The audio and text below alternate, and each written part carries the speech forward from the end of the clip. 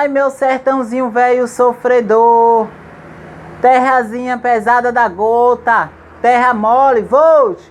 Quando chove por lá, chove pra derreter tudo. A terra vira lama, a cheia acaba com os pobres e o açudão pro mundo. Aquilo não é chuva não, é um dilúvio.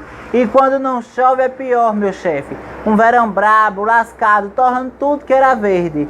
Puro verão do meu sertão. De verde mesmo, só fica pano de bilhar, óculos Ray-Ban e penas de papagaio. É um desadouro, meu chefe. Ai, meu sertãozinho velho sofredor. Inter Paulo Afonso, a redenção do Nordeste se tornou coisa de luxo, servindo modo para iluminar cidades grandes. Cadê as fábricas? Cadê as indústrias? Cadê as coisas boas anunciadas para o Nordeste? E se vier outra seca lascada? Ah, é uma praga, meu chefe. Ai, sertãozinho velho sofredor. Ixi, é por isso que eu canto. Posso falar? Pessoal, prazer, sou o professor Marcos. Estou aqui mais uma vez com vocês. Começo a aula de hoje trazendo para vocês, alunos do nono ano, esta reflexão sobre esse poema de Luiz Gonzaga, o famoso Luiz Gonzaga, que infelizmente nos deixou, mas que deixou um grande legado para a nossa cultura. Então, pelo fato de este ser o primeiro vídeo do mês de junho, esse processo de reflexão sobre a nossa cultura, sobre a nossa identidade, é um aspecto muito importante para nós, enquanto sujeitos brasileiros e nordestino arretado, nordestino de pé quente.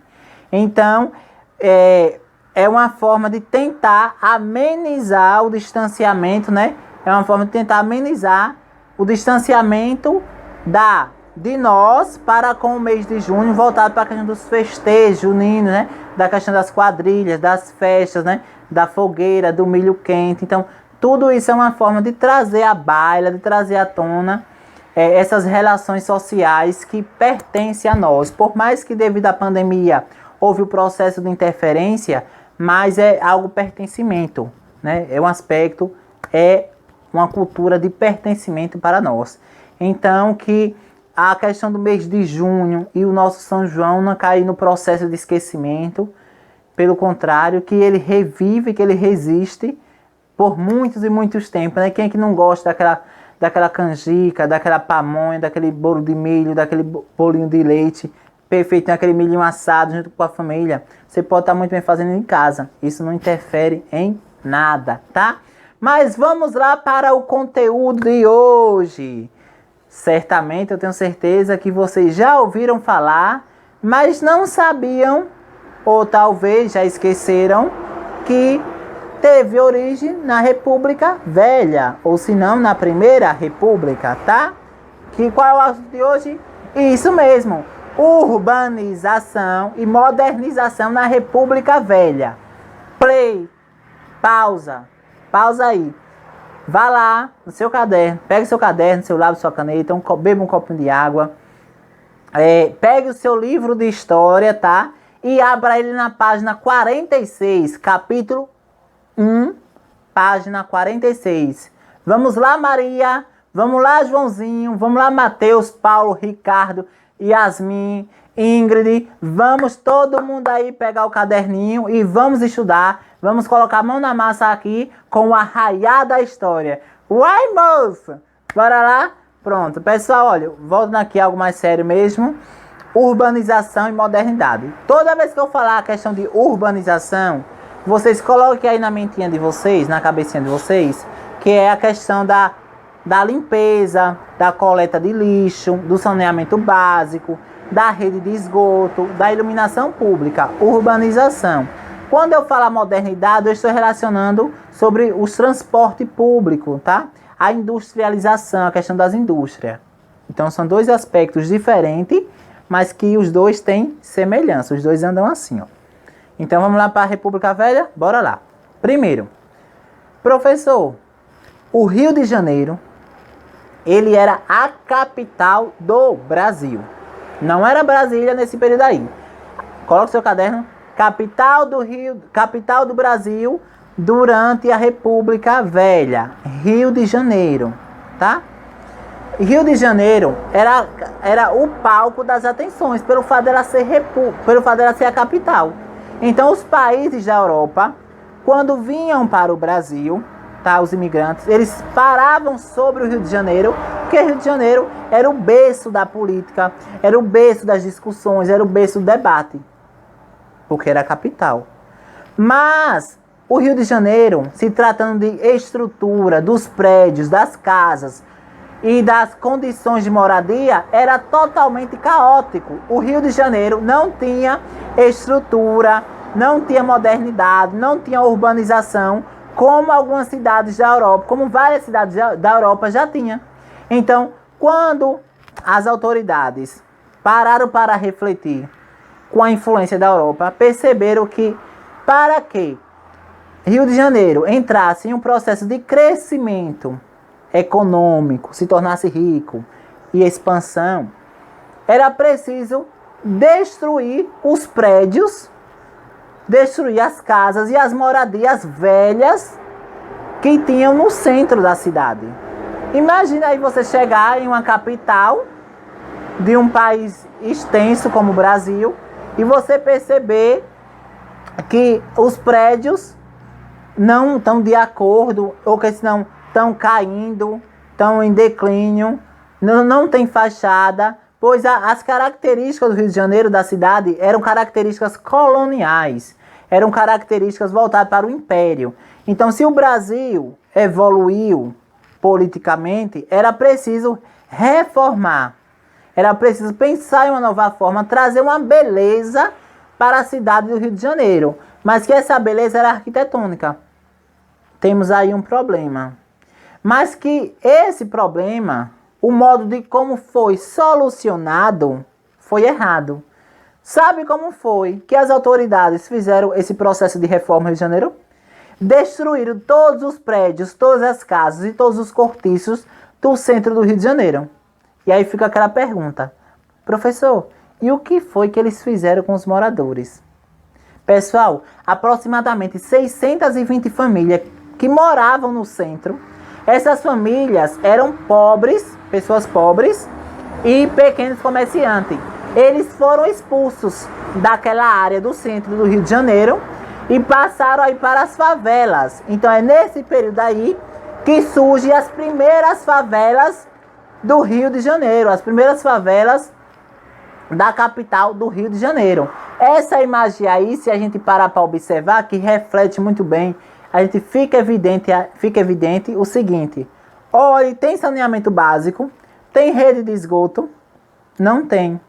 Tem iluminação pública? Não tem. Olha as condições das casas, olha as condições da moradia. Aí é a favela do Rio de Janeiro. Então as pessoas que estavam no centro foram expulsas pelas autoridades, à força mesmo, à força, sobre pau e pancada, para a margem, para a periferia. Então, por uma questão de sobrevivência, as pessoas tiveram que construir suas casas nas montanhas, em locais não apropriados, porque eles não tinham condições para comprar. Imagine aí em Itabaianinha, quem mora nessa região de Itabaianinha, chega um conjunto de autoridades e começar a destruir as casas do nada, sem dar uma indenização. Não teve indenização. Então, é normal as pessoas recorrerem para a zona rural. Entende? Aí, quando começa as estruturas, aí o que é que vai ocorrer? Tem um impacto aí negativo. A urbanização veio para o Rio de Janeiro e trouxe impactos negativos, mas também trouxe impactos positivos, né? Porque ali Rio de Janeiro agora tem uma nova aparência, novos ares, né? Novos apuros estéticos, novas visões, novas paisagens. Paisagens essa, tá? De prédios e casas e cortiços que tinha semelhança com, de fato, o que é uma capital. Que capital ela é referência. Entende? Aí o que é que vai ocorrer? Vai gerar todo esse problema aí. Mas há a questão da resistência. As pessoas não foram, mas também lutaram, foram para as ruas, fizeram um movimento, mas mesmo assim elas foram expulsas e sem nenhuma indenização. Então, esse período, esse conjunto de reformas que foi para o Rio de Janeiro, ficou conhecido como Bota Abaixo. Toda vez que vocês ouvirem falar no movimento Bota Abaixo, você já sabe que foi no Rio de Janeiro, tá? Na República Velha, a qual tinha como objetivo trazer para o Rio de Janeiro uma nova paisagem. Mas para isso era preciso destruir tudo. Aí ficou esse movimento Bota Abaixo. E esse movimento Bota Abaixo teve também o movimento de resistência para com as reformas. Entende? Aí agora vocês perguntam, todos os projetos que vinham, pessoal, para o Brasil, de reforma e de ampliação de urbanização e modernização, primeiro se aplicava em Rio de Janeiro, porque era a capital. Depois se aplicava no resto. Mas essas mesmas reformas de destruir tudo do centro, vai ocorrer na cidade de Aracaju, a nossa capital? Vai? Não vai ocorrer. Por quê? Aracaju é uma cidade planejada. Quando Aracaju foi construída, ela já foi planejada já de acordo com a localidade, de acordo com a população da época. Aracaju é uma das primeiras cidades planejadas do Brasil. Essa é uma característica muito específica de Aracaju. Se vocês pararem para analisar nessa imagem aí, observe como Aracaju ela é toda bem planejada. Tipo, olhos quadrados. Dá a ideia de um xadrez. E todas as avenidas de Aracaju dá ligação, dá de frente para o mar. Tá? Dá de frente para o rio Sergipe. Então, todas as ruas, avenidas, bairro, seguindo, dá de frente para o mar. Essa é a teoria. Xadrez. Então, as reformas, quando foi colocado em Aracaju, não houve tanto processo de questões negativas, porque Aracaju já tinha sido uma cidade planejada. Então, se estava já planejada, então só foi ampliar aquele planejamento. Entendeu? Diferente de Aracaju, diferente de Rio de Janeiro, que não levou em consideração a reforma de lá do Rio de Janeiro, o Bota Abaixo, não levou em consideração os moradores, não levaram em consideração a cultura, os costumes e as crenças da época. É diferente uma coisa da outra. Agora sim, as reformas do Rio de Janeiro têm semelhança com outras cidades do Nordeste. Entende? Por exemplo, Salvador. As reformas de Salvador. Para quem foi para Salvador já percebe que lá em Salvador existe uma única cidade, Salvador. Mas lá em Salvador existe a cidade baixa, que é a cidade histórica, tá? É a cidade lá do período colonial. E existe a cidade alta. Baixa e cidade alta. A cidade alta, ela é mais desenvolvida, tá? E o que faz esse modo de interligação, é justamente o elevador Lacerda. Na verdade é o contrário. A cidade baixa é uma cidade moderna, tá? Com prédio, avenidas, tudo mais. Cidade baixa. E a cidade alta não, é o Pelourinho, é uma cidade histórica do período colonial. Então a baixa é moderna e acima, que é o período histórico, né? Ela tem um aspecto mais tradicional. Então a gente percebe aí essa divergência, que do mesmo jeito que não respeitou, tá? Do modo como foi feito. Teve cidades que reagiram de diversas formas, porque a urbanização foi chegada através de políticas que falam assim, olha, é questão de colocar em prática o higienismo. Por exemplo, durante muito tempo da história, era normal sepultar pessoas dentro dos espaços da igreja. Era normal, tá? Bem normal mesmo. Então, quando a pessoa morria, não a enterrava no cemitério. Enterrava dentro da igreja. Para isso, a família tem que pagar um determinado valor. Entende? Mas só que depois dessas reformas, depois da urbanização, depois da modernidade, não foi mais aceito essa prática de enterrar pessoas dentro da igreja. Porque a urbanização e a modernidade e as autoridades defendiam que, a partir do momento que uma pessoa morre e é enterrada dentro da igreja, aí no dia seguinte, dias depois, as pessoas vão para aquele espaço rezar, fazer adoração. Então, o corpo está ali em estado de decomposição. Então, se a pessoa morreu de epidemia, então aquelas pessoas que estão em torno estão suscetíveis, estão propícios para pegar a doença. Então, olhe, a modernização cortou essa ideia, cortou essa prática, mas essa prática estava enraizada na sociedade, era uma tradição religiosa. E vocês sabem muito bem que quando se trata de tradição religiosa, sempre há conflitos, sempre há atritos. Sobretudo em cidades que o aspecto religioso é bem pesado, é bem intenso e envolve um conjunto de elementos. Então, como tirar uma prática religiosa da sociedade em favor da modernidade, em favor da urbanização? Entende? Então, essa prática ela foi cortada, mas por outro lado, esse costume, que era uma cultura, se perdeu. Então, a modernização e a urbanização trouxe aspectos positivos, tá? Como, por exemplo, o surgimento de novas cidades, cidades planejadas, saneamento básico, saúde, educação de qualidade, mas, ao mesmo tempo, trouxe aspecto negativo, sobretudo no modo de como foi implantado. Não é que a urbanização, de fato, veio e trouxe negativo, não. É o modo de como foi.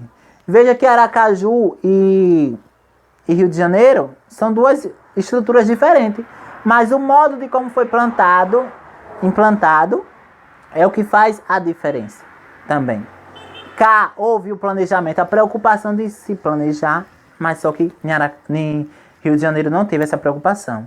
Então temos aí, olha, as reformas no Rio de Janeiro, que foi nos anos iniciais do século XX, Rio de Janeiro, anos iniciais do século XX, ali aproximadamente em 1900, 1910. Temos o projeto aí Bota Abaixo, o movimento Bota Abaixo, que era para desconstruir todas as casas que tinham condições precárias, tá? Destruir os cortiços do centro. E agora, professor, depois de construir prédios modernizados, prédios e casas bonitas, o que foi que fizeram? Eles passaram a comercializar, a vender a comerciantes que tinham certo poder aquisitivo, que tinham condições para comprar. Condições para comprar e condições para manter aquela casa sempre higienizada, a fachada. Porque é um aspecto conjunto. Era preciso manter o centro sempre limpo. Mas já as periferias, eles não tinham essa preocupação para com as populações carentes, para com as populações pobres. Temos aí o projeto Bota Abaixo. Ou também o próprio projeto de regeneração. O que significa um projeto de regeneração? É preciso regenerar-se, é preciso mudar-se, é preciso transformar a cidade para que essa cidade se torne referência para outros países, se torne referência para outras cidades, para outros estados. Então, ocorreu a reforma no Rio de Janeiro, mas ela foi gradual, tá, pessoal? No início foi rápido. Vou implantar hoje a reforma, vamos destruir tudo e assim vai, pá! Ok, mas aí veio as consequências negativas. Mas aí, posteriormente, foi algo gradual. Até que na décadas posteriores, quando, com a entrada de Getúlio Vargas ao poder, né, lá em 1930, o que é que vai ocorrer? Vai transferir a capital de Rio de Janeiro para Brasília. Veja a capital Brasília hoje, como ela é urbanizada. A questão das arquiteturas, das estruturas, né? Então tudo isso acaba interferindo. Ok, pessoal? E como é que isso está relacionado com o presente? Olhe, a grande maioria dessas reformas que ocorreram lá no período da República Velha está apresentado até os dias atuais. Aracaju é um exemplo disso. Aracaju é referência no Brasil pelo fato de ser planejada, como já mencionei aqui para vocês, mas ao mesmo tempo é referência em urbanização e em saneamento básico, tá? Isso não é questão de politicagem não, pessoal, é o modo de como ela foi construída. O que vai definir a estrutura da cidade é o modo de como ela foi construída. Por exemplo, vocês já ouviram falar na cidade de Santa Luzia do Itaí? A cidade de Santa Luzia do Itaí é uma cidade histórica que está próximo da região de Estância. Mas o que é que ocorre? A cidade de Santa Luzia do Itaí, ela foi construída pelos jesuítas, tá, pessoal? Pelo padre Gaspar Lourenço. Foi construída em cima de montanhas, pequenas rochas, né, grandes rochas, na verdade. Então, o que é que vai ocorrer? Automaticamente terá hoje é uma cidade que é constituída de ladeiras, porque ela foi construída assim. Mas se a gente pegar por exemplo, Itabaianinha, por exemplo, veja que Itabaianinha, ela é conhecida no estado de Sergipe pela expressão a princesinha das montanhas, não é isso? A princesa das montanhas. Por quê? Porque ela está localizada nas montanhas. Então, se fosse um caso de fazer uma reforma, de fazer uma urbanização, de trazer, de fazer uma reforma bem grande para a Itabaianinha, não seria necessariamente possível. Teria que ter um processo de planejamento, de discussão e debate, porque tinha que levar em consideração a questão do relevo, a questão da geografia da cidade. Coisas que eles não levaram, tá? Veja que a cidade de Umbaúba é algo mais plano, então tudo isso vai interferir. A questão da localidade da cidade, as características geográficas da cidade, vai acabar contribuindo para como aquela cidade vai se tornar futuramente. Hoje, Santa Luzia do Itaí, ela não consegue se desenvolver mais porque o local em torno possui alguns rios. Então, possui alguns rios e a questão quando o rio enche, acaba interferindo, né, em torno. Então, ele não consegue se desenvolver. E também é uma cidade histórica, tá? E, mesmo assim, é São Cristóvão. São Cristóvão é uma cidade histórica. Recebeu aí reformas também do período da República Velha. Mas só que a cidade de São Cristóvão, ela está localizada em um local alto, em uma planície alta. Uma planície, em um relevo. Então, aí fica impossível fazer uma reforma em uma cidade que está localizada em cima de uma montanha. Vai fazer uma reforma como? Vai construir encanação? Não tem lógica. Então, se for fazer uma reforma, não pode fazer uma reforma da noite para o dia. Tem que haver um planejamento. Então, é isso que vai colocar em questão a modernização e a urbanização do Rio de Janeiro, como também de Aracaju e até de outras cidades nordestinas, tá? Mas vamos lá. Qual é a atividade de hoje? A atividade, pessoal, de hoje está aí no final do livro, no final do vídeo, tá?